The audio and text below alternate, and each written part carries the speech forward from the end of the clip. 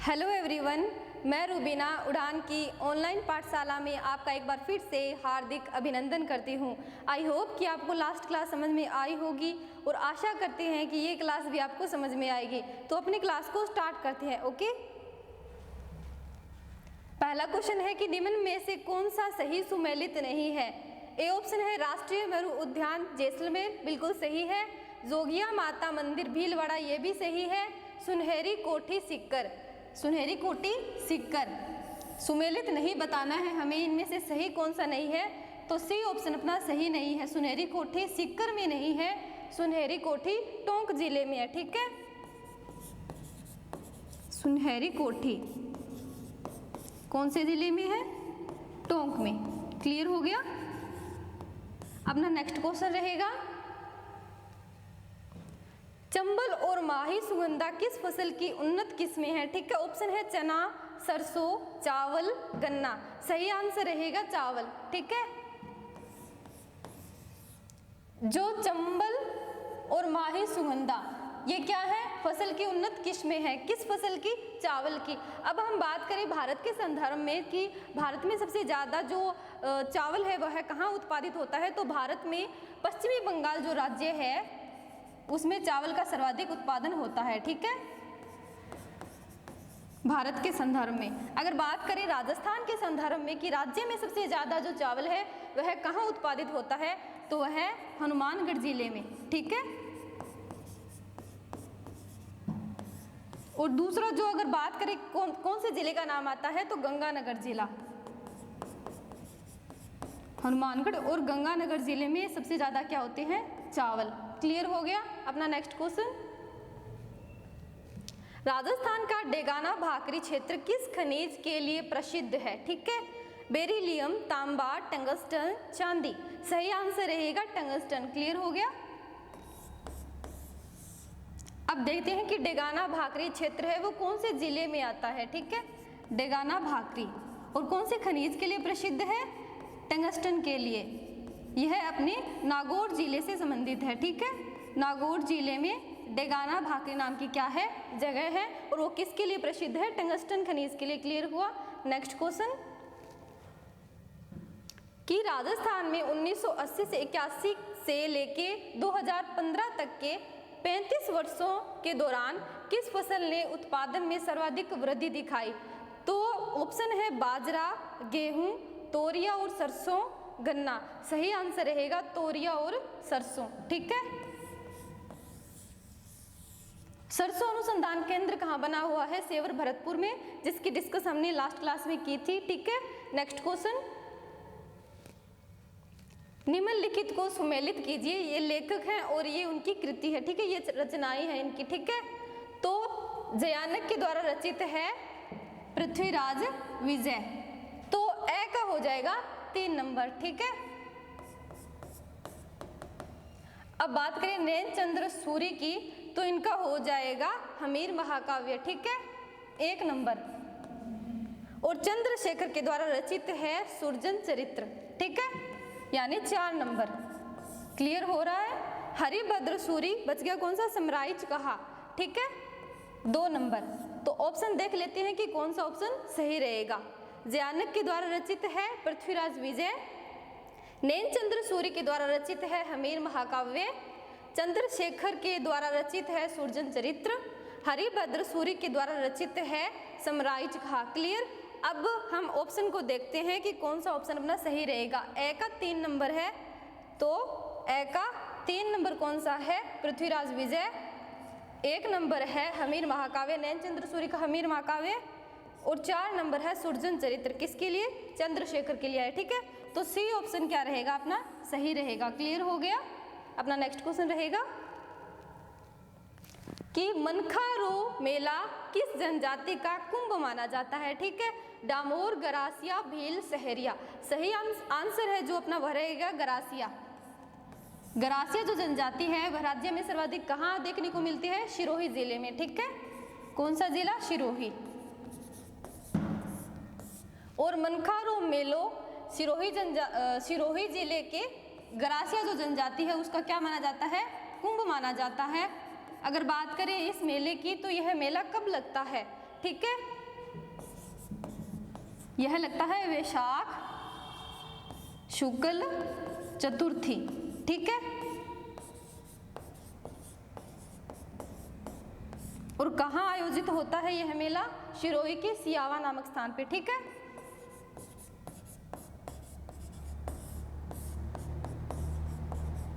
Clear हुआ? कौन सी जनजाति? ग्रासिया। और कौन सा जिला? सिरोही। और मनखारो मेला किस जनजाति का कुंभ माना जाता है? ग्रासिया जनजाति का। क्लियर? अपना नेक्स्ट क्वेश्चन, राजस्थान में पश्चिमी विक्षोभों से वर्षा किन महीनों में होती है? ठीक है, जुलाई, अगस्त, अप्रैल, मई, सितंबर, अक्टूबर, दिसंबर, जनवरी। सही आंसर रहेगा दिसंबर जनवरी, ठीक है। जो दिसंबर और जनवरी है उनमें क्या होती है? वर्षा होती है, पश्चिमी विक्षोभों से होती है, ठीक है। पश्चिमी विक्षोभों को क्या कहते हैं? वेस्टर्न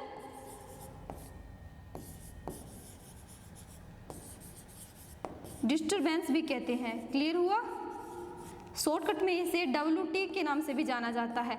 अब हम बात करेंगे पश्चिमी विक्षोभों की, ये कहाँ से उत्पन्न होते हैं और अपने भारत में इनका जो आगमन है वह कैसे होता है, और यह अपने राजस्थान के क्षेत्र में किस प्रकार से वर्षा करते हैं, ठीक है। अब हम छोटा सा मैप बना लेते हैं विश्व का, उसके आधार पे हम समझेंगे पश्चिमी विक्षोभों को, ठीक है।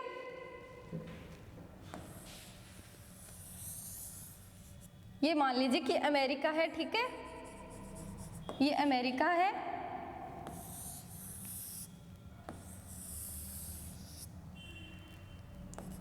नॉर्थ अमेरिका, साउथ अमेरिका, ठीक है, और ये एशिया,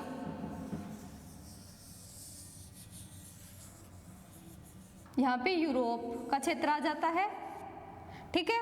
और जो यहाँ नीचे का जो स्थान है वह क्या है? अफ्रीका, अफ्रीका कॉन्टिनेंट, ठीक है।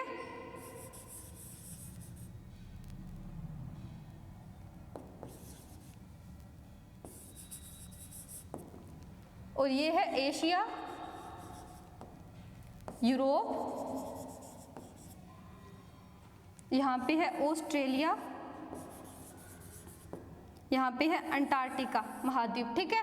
अब हम समझते हैं पश्चिमी विक्षोभों के बारे में, ठीक है। तो यहाँ पे है अपना भूमध्य सागर। कौन सा सागर? भूमध्य,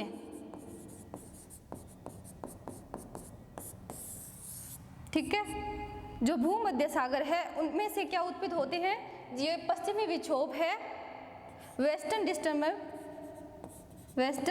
डिस्टर्बेंस WT, ठीक है। तो भारत की स्थिति आती है अपने एशिया में, इस प्रकार से है भारत की आकृति, ठीक है। भूमध्य सागर से उत्पन्न होकर ये अपने एशिया की ओर अग्रसर होते हुए भारत के यहाँ राजस्थान राज्य है यहाँ प्रवेश करते हैं, ठीक है। पश्चिमी विक्षोभ यहाँ पे अपना हिमालय है, तो यहाँ हिमालय से टकराने के बाद ये अपनी राजस्थान में प्रवेश करते हैं, और राजस्थान में प्रवेश करने के बाद यहाँ भारी भरकम वर्षा होती है। जो महीने आते हैं वह दिसंबर और जनवरी का माह होता है, यानी सर्दियों में मोस्टली ये बारिश होती है, ठीक है। और राजस्थान के अलावा पंजाब हरियाणा में भी कुछ मात्रा में वर्षा होती है, और लेकिन जो मोस्टली जो बारिश देखने को मिलती है वह दिसंबर और जनवरी में भारी भरकम वर्षा किसकी वजह से होती है? पश्चिमी विक्षोभों की वजह से। क्लियर हुआ? अब हम बात करते हैं कि इसे और किस नाम से जाना जाता है, जो अपनी राजस्थानी में इसे क्या किस नाम से जाना जाता है, क्या ये वर्षा अपने लिए उपयोगी है या नहीं है, ठीक है। तो जो ये पश्चिमी विक्षोभों से वर्षा होती है इसे राजस्थान में मावठ के नाम से जाना जाता है, ठीक है। मोस्टली ये सब पूछ लिया जाता है कि जो सामान्यतः सर्दियों में वर्षा होती है उसे किस नाम से जाना जाता है, उसे मावठ का नाम दिया जाता है, ठीक है। और इसे गोल्डन ड्रॉप्स भी कहा जाता है, गोल्डन ड्रॉप्स। इसे गोल्डन ड्रॉप्स क्यों कहा जाता है? क्योंकि इसकी जो रबी की फसल होती है उसके लिए क्या है ये लाभदायक, रबी की फसल के लिए लाभदायक, ठीक है। क्लियर हो गया पश्चिमी विक्षोभ क्या है और इनका क्या महत्व है? क्लियर? अपना नेक्स्ट क्वेश्चन, कि राष्ट्रीय झील संरक्षण कार्यक्रम के अंतर्गत राजस्थान की निम्नलिखित में से कौन सी झील शामिल नहीं है? ऑप्शन है फतेह सागर, नक्की, आना सागर, राजसमंद। सही आंसर रहेगा अपना राजसमंद। कौन सी नहीं है? राजसमंद। अब हम जानेंगे कि राष्ट्रीय झील संरक्षण कार्यक्रम के अंतर्गत कितनी झीलें आती हैं, ठीक है, उनके नाम जानेंगे, ठीक है। तो टोटल जो 6 झीलें हैं वह इस कार्यक्रम में शामिल है, ठीक है। तो 1 नंबर नाम आता है फतेह सागर झील, ठीक है।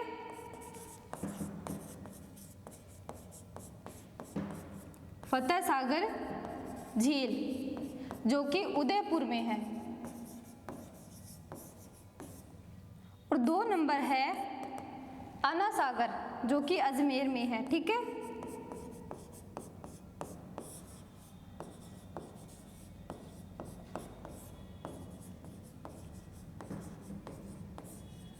और 3 नंबर है पुष्कर, वो भी कौन से जिले में है? अजमेर में।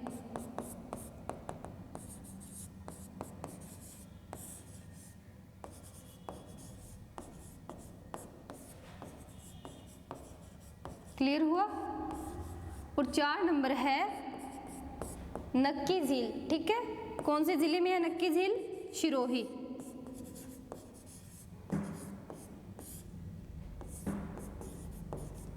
और 5 नंबर नाम आता है मानसागर झील का जो कि जयपुर जिले में है, ठीक है। मानसागर झील कौन से जिले में है? जयपुर। क्लियर हुआ?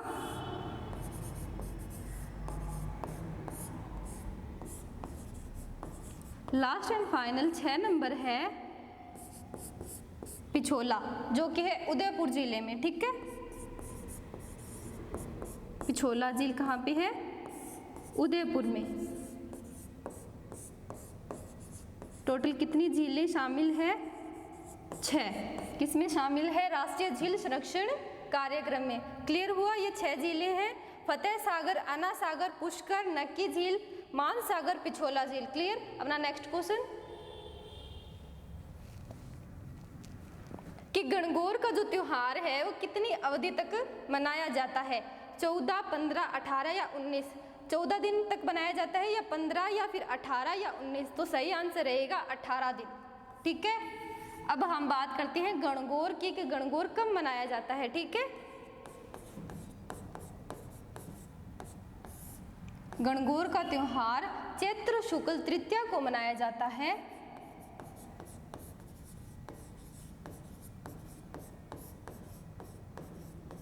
और कितने दिन तक? 18। अगर बात करें एक गुलाबी गणगौर, तो गुलाबी गणगौर कहाँ की प्रसिद्ध है? नाथ द्वारा राजसमंद, ठीक है। गुलाबी गणगौर